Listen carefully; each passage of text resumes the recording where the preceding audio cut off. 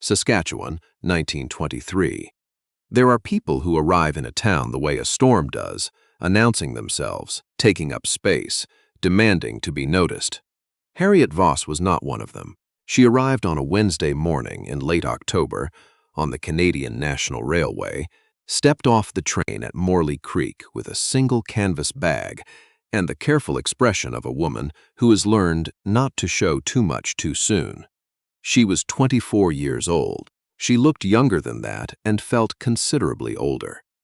She had come from Ontario following work.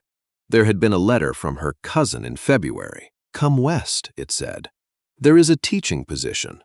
The school needs someone by autumn." She had given notice on her boarding house room in Hamilton, packed the canvas bag, and taken the train going west. The teaching position had been filled by the time she arrived. A local girl, the school board chairman, told her with the apology of a man who had forgotten to send a second letter. They had found someone in August. He was very sorry. She had nowhere else to be. She had saved enough for 3 weeks.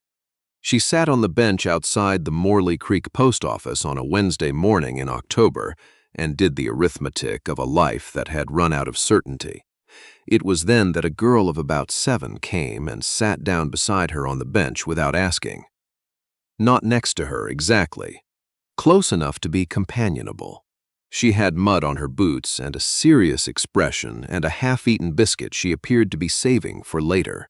She looked at Harriet the way children look at strangers, with total honesty and no apology. "You have a sad face," the girl said. "I'm thinking," Harriet said. "Mama used to say those were the same thing," the girl said. And before Harriet could respond to that, a man's voice came from the direction of the hardware store. Francis. He was not a tall man, but he was solid in the way of men who have worked the same land for 20 years and know the shape of it in their bones. He was 47 years old, broad-shouldered, wearing a canvas jacket over a dark work shirt with the collar open. His hair was going gray at the sides.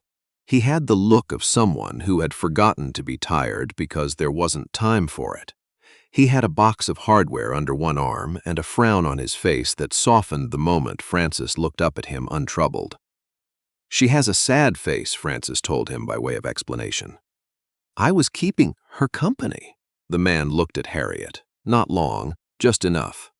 There was nothing careless about it. "Cecil Holt," he said, and then caught himself and said, "Beg your pardon, Cecil Brandt." He transferred the box to his left arm and extended his right hand. "Harriet Voss," she said, and shook it. He nodded once. His hand was rough and warm, and he let go promptly. "Frances is my daughter," he said. "She keeps company with most of the county, whether they've asked for it or not." "I didn't mind," Harriet said, and meant it. He gave Frances the look of a father who has had the same conversation many times and expects to have it many more. Frances ate the rest of her biscuit. "You've just come in on the train," he said. It was not a question. Morley Creek was small enough that he would know every face that wasn't hers. "This morning," she said. "I came for a teaching position. It had already been filled." Something crossed his face, not pity, the kind of recognition that comes when a person knows what it is to have a plan come apart. "I'm sorry to hear that," he said, and he was. She could tell the difference. "Are you staying on?" he said. "I'm working on that," she said. She was. The Morley Creek Hotel charged $1.75 a night. She had enough for 18 days. That gave her 18 days to find work, which was not impossible, but it was close enough to impossible that the margin didn't feel comfortable. She did not tell Cecil Brandt any of this. He picked up his hardware box, called Francis away from the mud at the edge of the post office steps, and they walked back toward the main street. Francis turned once to wave. Harriet raised her hand. She spent the afternoon doing what she could. The general store had no openings. The hotel needed no help. The dressmaker on the main street said she might have mending work after Christmas, which was not useful right now. The grain elevator office was run by 2 brothers who managed it between themselves and expected to continue doing so. She walked the length of Morley Creek twice and came back to the hotel in the early evening with 3 possibilities, all of them uncertain, and sat at the small desk in her room doing arithmetic she already knew the answer to. There was a knock at the door at 6:30. She opened it. Frances Brant was standing in the hall holding a covered pot with both hands. She was wearing a different set of muddy boots. "Papa made soup," Frances said. "He said you probably hadn't eaten properly." She held out the pot. There was a folded cloth underneath it to keep it warm. Behind her, at the end of the hall, standing in the way of a man who has sent his daughter ahead rather than knock himself, Cecil Brant was looking at the window. Harriet took the pot. It was heavier than she expected, a proper soup, with the smell of barley and something savory that meant time had been spent on it. "He didn't have to do that," she said. Frances considered this. "Papa does things he doesn't have to do," she said. "He says that's what you do when you can." Down the hall, Cecil Brant turned slightly to look at the ceiling. "I want to stop here for a moment because that line has stayed with me ever since I first heard this story. Papa does things he doesn't have to do." A 7-year-old girl carrying a pot of soup down a hotel hallway, delivering her father's kindness along with his philosophy. There are people in this world who do what they can when they can, quietly and without announcement, and children know them better than anyone. If you're listening tonight and this story is giving you something good, a like means everything to this channel, and I'd love to know where you're listening from. Drop a comment below, whether you're in Nova Scotia, British Columbia, Ontario, or somewhere across the world entirely. We are grateful for every single one of you. Harriet stayed a second night and a third because the dressmaker came back and said she had 2 coats needing alterations immediately after all, and then a 4th coat, and then a dress for the Henderson wedding in November, and by Friday, Harriet had enough work to justify staying another week. She came downstairs on Thursday morning to find the hotel clerk with an envelope. Someone had left it before 7, the clerk said. No name. Inside was enough money for 4 more nights.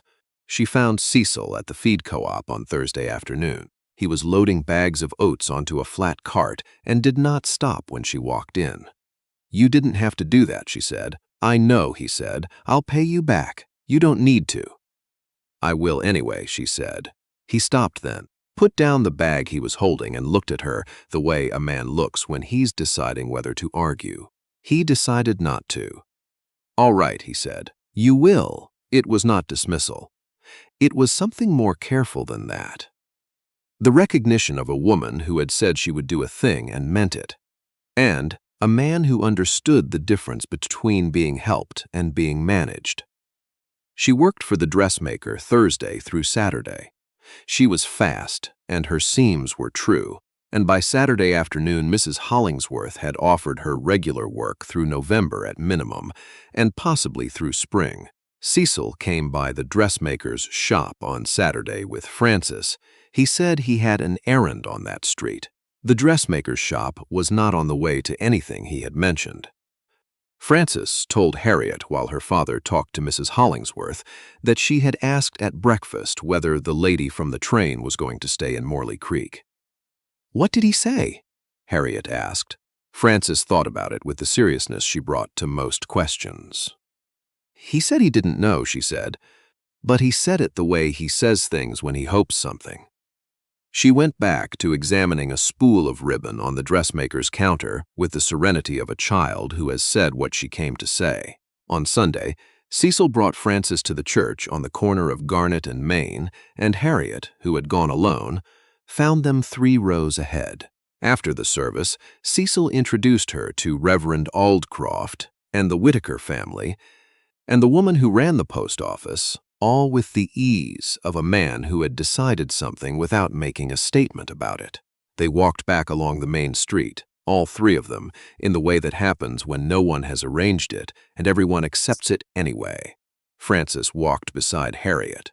She was quiet for a full block. Then, "Do you know how to make bread?" "Yes," Harriet said. "Papa tries," Frances said. He does it on Sundays. It comes out flat." She paused. "He says it's the altitude, but Mrs. Whitaker says it isn't."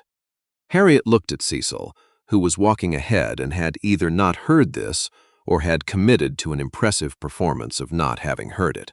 "I could show him," Harriet said. "Yes," Frances said, with the authority of a 7-year-old who considers the matter settled. That afternoon, the three of them stood in the kitchen of the Brant farm 7 miles outside Morley Creek, and Harriet showed Cecil and Frances how to make bread. Frances stood on a step stool and had flour on her nose within 4 minutes. Cecil watched with the focus of a man who intends to understand a thing properly, not just follow instructions. He asked 2 questions and listened to both answers completely before asking the next one. When the loaves were in the oven, Frances fell asleep on the settee in the front room with the abrupt confidence of a child who knows exactly where she is comfortable. Cecil made tea. They sat at the kitchen table and talked about small things: the weather coming, the price of feed, the road to town in November mud, and then less small things. His wife had died 3 years ago. Fever in March. Frances had been 4. "She doesn't remember much," he said. "Just feelings. She says she remembers warmth." "That's not a small thing to remember," Harriet said. "No," he said, "it isn't." He said it with the weight of a man who has thought about this often and does not need anyone to tell him what to think about it, but also with something lighter underneath, the way a weight can be carried well enough that it stops preventing movement. The bread came out properly. Frances woke up for it. She ate 2 pieces with butter and declared it the best bread in Saskatchewan, which Cecil said was a high standard for a province she had not extensively toured. "Papa," Frances said, "she should come to supper." Cecil looked at his daughter with the expression of a man who has been here before. "We have discussed," he said, "that we ask before we invite." "I am asking," Frances said, "in front of her." Harriet looked at the mountains. There were no mountains. This was the prairie, and she looked at the flat horizon instead, and said nothing, and felt something shift inside her that she recognized as unfamiliar, the feeling of possibly being somewhere she had not planned and did not want to leave. The invitation came properly the following week. Cecil drove the cart into town on Wednesday, tied up outside the dressmaker's shop, and waited until Mrs. Hollingsworth was in the back before he came in. He held his hat in his hands. "I'd like to ask you something," he said, "and I want to ask it plainly." She waited. "Would you come to supper on Friday?" he said. "Not as a kindness to Frances, though she will be very pleased. I'd like to talk to you, properly." She looked at him. He did not look away. "Yes," she said, "I'd like that." He nodded once, put his hat back on, and left. Mrs. Hollingsworth came back from the stockroom 30 seconds later. "Was someone here?" she said. "Cecil Brant," Harriet said. Mrs. Hollingsworth looked at her over her scissors with the expression of a woman who has known everyone in this town for 40 years. She said nothing, but she smiled at her scissors. Friday supper was a proper meal.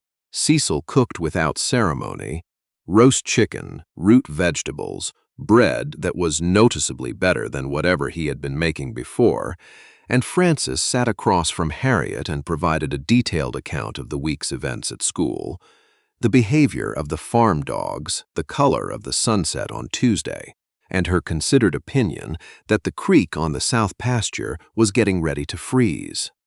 After supper, Frances was sent to bed with the firmness of a man who had something to say and intended to say it without an audience. Cecil sat across from her at the kitchen table with his coffee. "I want to ask you something directly," he said. She waited. "How long are you planning to stay in Morley Creek?" She looked at her cup. "I don't know," she said. "The work is through spring at least. After that, I'm not certain." He nodded. He was working through something, the way he had been in the hardware store that first day. Not slow, just careful. "That's not a discouraging answer," he said. "Why?" He looked at his coffee. "Because there's something I want to say," he said, "and I'm not ready to say it properly yet, and I need you to still be here when I am." She looked at him for a moment. "I'll be here," she said. He nodded, and they talked about other things until the fire wanted tending, and it was time to drive back to town. It was 2 weeks before he was ready. He came to the shop on a Saturday morning and asked if she would come to the farm that afternoon, not for supper. He wanted to show her something. He said this with the expression of a man who has prepared for a conversation and is not certain it will survive actual delivery. She came. He showed her the farm, the north quarter in the south, the roots cellar that kept better most, the barn that he had rebuilt after the fire in 1919, the kitchen garden that had gone to stubble because he couldn't manage the cattle and the garden both, and something had to give. He showed her the fence line that needed replacing along the creek. He showed her the row of poplar trees his wife had planted along the west side of the house the first year they had the property. He showed her all of it without explanation, as if the showing were itself the answer to a question. Then they stood on the porch. Frances was visible in the yard, conducting what appeared to be a serious negotiation with one of the farm dogs. Cecil held his coffee cup. "I'm going to say something," he said, "and I want you to know that you can say no, and I will respect that, and nothing between us needs to change." She said nothing. She waited. "I need help with this farm," he said. "Not just the practical things, though those also. I need someone who knows how to make a house feel like the people in it matter. Someone Frances will listen to, someone who can be here." He looked at the horizon. "Properly here, permanently." The prairie afternoon was very quiet. "I'm not talking about an arrangement," he said. "I'm talking about something real. I'm 51 years old, and I have spent 3 years managing this place alone, and I am good at managing it, and I am tired of managing it alone." He looked at her directly. He did not look away. "I'm talking about a family," he said. "If that's something you'd want." She was very still. "I know you don't know me well enough yet," he said. "I'm not asking for an answer today. I'm telling you what I'm thinking because you've been honest with me since the first week, and it seemed like the right thing to be honest back." She looked at this man, 51 years old, patient, careful, quietly decent in the way that doesn't announce itself, who had sent his daughter with soup and left money in an envelope with no name and showed her a dead kitchen garden as if it were the most important thing on the property. "Cecil," she said, "I'll think about it. That's all I'm asking," he said. The complication arrived the following Thursday. His name was Gordon Sayers. He was 36 years old, ran the grain elevator on the north end of Morley Creek, and he had been in town his whole life and considered it his proper domain. He was pleasant-looking and prosperous, and he knew it. He came to the dressmaker's shop under the pretext of collecting an order for his mother and stayed considerably longer than the order required. He asked if Harriet might like to attend the skating social in November with the easy confidence of a man who expects that to be received well. She thanked him and said she'd think about it. Mrs. Hollingsworth said nothing until Gordon Sayers had been gone for a full minute. "Gordon Sayers," she said. "Yes," Harriet said. "Good family," Mrs. Hollingsworth said. "Steady income. He's been looking to settle since his engagement fell through in the spring." She paused with the precision of a woman who has timed this statement. The whole town assumes Cecil Brandt is too set in his ways to marry again. They think he'll work that farm alone until Frances is grown. She did not say anything else. She returned to her work. Harriet thought about it all afternoon at the sewing table. She thought about Gordon Sayers, who was 36 and steady and from a good family and would take care of her in the way that meant security and nothing more complicated. She thought about what it meant to choose something solid over something uncertain. And then she thought about what she was actually calling uncertain. A man who sent soup without signing his name, who paid a hotel bill without asking for thanks, who showed her a dead kitchen garden and 3 years of managed grief and the poplars his wife had planted, and did all of it without once suggesting she owe him anything for it. Harriet Voss was 24 years old, and she was not naive. She had managed her own life since she was 19. She knew the difference between a man who wanted a housekeeper and a man who wanted a partner. She knew the difference between being chosen because you were available and being chosen because you were you. Gordon Sayers was available. He was the safe version of the question, and she understood, sitting at the sewing table on a Thursday afternoon, with the November light coming flat through the shop windows, that safe and right were not always the same calculation. She'd had made the safe choice once before, in a smaller way, and it had been fine, and fine was not enough to build a life on. She thought about Cecil's proposal for another week, not the practical part of it. The practical part had been clear since the first afternoon at the hotel bench. On one side, the dressmaker's work, a hotel room, a town where she knew no one, and arrived with no plan. On the other, a farm, a house, a 7-year-old girl who had decided something about her without asking permission, and a man who was 51 years old and had said plainly that he was tired of doing it alone. The harder question was whether she was saying yes to Cecil Brandt or yes to not being uncertain anymore, whether there was a difference, whether it mattered that she was afraid of wanting this too much. She had been managing alone for a long time. Not always without people around her, but alone in the way of someone who handles everything and is never the person being handled. She was afraid that need would make her reach for something that wasn't quite right and call it enough. On Tuesday, she drove out to the farm to return a book Cecil had lent her. A history of the Northwest Territories, which he had recommended with the quiet certainty of a man who thinks everyone should read it. Frances was on the porch, untangling a length of rope with the focused patience of a child who has inherited her father's approach to problems. She looked up. "Are you going to stay?" she said. "I'm thinking about it," Harriet said. "Papa thinks you might," Frances said. "He doesn't say so, but he sets 4 places at breakfast and then puts 1 away." Harriet was quiet for a moment. "Does he?" she said. "Every day," Frances said, with the tone of a 7-year-old reporting a fact of no particular significance, and went back to the rope. Harriet sat on the porch step and looked at the flat Saskatchewan horizon and understood, with the particular clarity that comes when a child tells you something true without knowing the weight of it, that the question she had been carrying all week was the wrong question entirely. The right question was not whether she was choosing Cecil, or choosing safety, or choosing something she might later regret. The right question was simpler, and she had known the answer to it for longer than she had admitted. Did she want to hold things together with someone instead of alone? She had wanted that for years. She had just learned to stop naming it, because naming it made it something she could lose. She found Cecil at the south fence on Wednesday morning. She had intended to go to the dressmaker's shop. She had walked 2 blocks and stopped and stood on the frozen mud of Garnet Street and understood that holding the answer one more day was a waste of time neither of them had reason to waste. She borrowed Mrs. Hollingsworth's cart and drove out to the farm. He saw her coming across the field from the fence line and stopped working.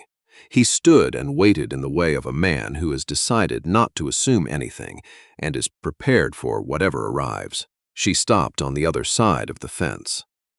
"I've been thinking about what you said," she said. "I know," he said. "I want to say yes," she said, "but I need to say something first." He waited. "I'm not saying yes because I have nowhere else to be," she said. "I have the dressmaker's work through spring. I had another offer this week from a man the town considers a reasonable prospect." She looked at him directly. "I'm saying yes because of Frances telling me you set 4 places at breakfast and put 1 away. Because you left money at the hotel without a name on the envelope. Because you showed me a dead garden and poplars your wife planted like they were the most important things on this property." She paused. "I'm saying yes because of you," she said, "not because of the alternative." Cecil looked at her for a long moment. The November prairie was gray and cold and entirely still. "I need to tell you something," he said. She waited. "When I saw you on that bench outside the post office," he said, "and Frances sat down beside you and said you had a sad face, I called her away. I told myself it wasn't my business." He looked at the fence post between them. "I got to the end of the street, and I kept thinking about the morning I met my wife, which was also in October, also on a street I had no particular reason to be on, and I had almost walked past her too." His jaw worked once. "I turned around, came back. Frances had already started talking to you." He looked at her. "She has been trying to finish what she started ever since," he said. Harriet looked at this man, 51 years old, with gray at the temples and rough hands and a daughter who set places at breakfast, standing at a fence post on a Wednesday morning in November like it was the most natural place in the world to be having this conversation. "Yes," she said, simply, completely. They were married in February at the church on Garnet and Main. Reverend Aldcroft conducted the service with the dignity of a man who had been asked twice whether he was certain about the date. February in Saskatchewan being what it is, and had confirmed twice that he was. The church was warm. Frances stood very straight at the front and wore the ribbon. Harriet had braided into her hair that morning, and she held Harriet's flowers with both hands and the gravity of a 7-year-old who understands that she has had a hand in something important. Cecil watched Harriet walk toward him down the aisle and thought about a bench outside the post office and a girl with muddy boots who had sat down without asking, and how very nearly he had not turned around. The practical work began in March. There was the farm to understand, which pasture held through a dry August, which didn't, the rhythm of the cattle, the particular temperament of the South well, the 100 small things that a place accumulates when it has been managed by one person for 3 years, and that person has had to decide alone which things could wait. Frances taught her things about the dogs and the horses with the seriousness of someone conferring professional knowledge. She taught her, without saying so exactly, where her mother had liked to stand in the kitchen in the morning, and what that meant, and Harriet understood. She learned. She had always been good at learning. She had been learning how to hold things together since she was 19. And the difference now, the only difference that mattered, was that there was someone holding alongside her. The kitchen garden was her first project. She put it right in April, ordered and replanted for the summer growing season. Cecil came out one evening and stood at the edge and watched. "My wife planted those poplars," he said, "the first summer." "I know," Harriet said. "You showed me." "She should be remembered," he said, "by Frances, by you, by whoever comes after." "Then we remember her," Harriet said. "We tell Frances the stories. We keep the trees." Something settled in him that had not been settled in 3 years. In June, Frances stood under the poplars when they came into leaf and looked up at them for a long time. "Mama planted these," she said. It was not a question, she had been told. "First summer," Harriet said. Frances nodded. She reached up and touched one of the lower branches, briefly, with 2 fingers. Then she went back to whatever she had been doing in the yard. On an evening in July, all 3 of them sat on the porch in the long Saskatchewan twilight, the kind that goes on until you stop expecting dark. Cecil was reading. Frances was drawing something in a notebook with the concentration of a person executing a plan of considerable importance. Harriet was mending, her hair coming loose from its pins the way it always did by evening, because the pins were not equal to a full day. Cecil looked at his daughter, then at his wife. He did not say anything. He had always done more with quiet than most men do with words. Harriet looked up, met his eyes, and went back to her mending. The Saskatchewan evening held all 3 of them, and for the first time in longer than either of them could say with precision, the holding felt like exactly enough. Now, I have been thinking about this story for a long time. About Harriet, 24 years old, sitting on a bench in October with a canvas bag and 4 32 cents worth of plans that had come to nothing, and a 7-year-old girl who sat down beside her and said, "You have a sad face." I think about Frances a great deal, about what it costs a child to carry that kind of directness, to look at a stranger on a bench and name the true thing. Adults learn, over time, not to do that. We learn to walk by. We learn that other people's business is not our business. We learn the quiet 100 ways of keeping our distance. Frances hadn't learned any of it yet. She sat down. She said the true thing, and her father, who had been managing everything alone for 3 years, walked to the end of the street and turned around. There is also something I want to say about Harriet, and the moment she sat at the sewing table on a Thursday afternoon and understood that safe and right were not the same word. That is a hard thing to know. A lot of people spend their whole lives arranging the safe choice and telling themselves it's what they wanted.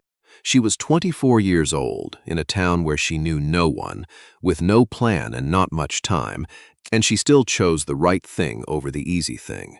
That took something real. The right things usually do.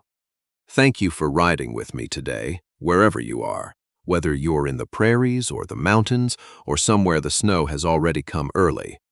I am grateful you were here. May God bless you and yours this season. Until next time, keep riding.